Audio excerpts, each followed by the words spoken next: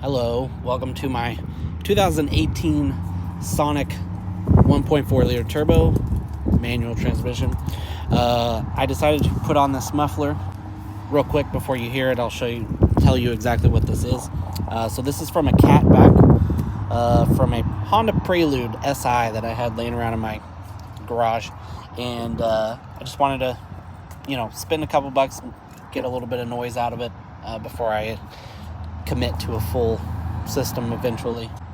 Sorry for the wind. Apparently there's a tornado watch, but the angle is a little off. It's a little bit lower than I like. I kind of don't like exactly where it is. I wish it was a little bit more flush with the bumper, but apparently I didn't know that there's let's see if you can see this piece of frame in here that allows it to not come up anymore. So it's kind of a bummer, and this muffler is really fat.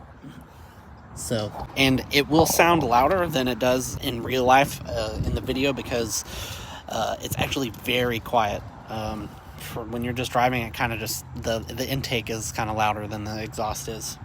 So just letting you know. And I think it's very aggressive sounding while being very quiet, which I really like. So, but here you go if you've ever wanted to know what putting one of these style mufflers sounds like on these cars.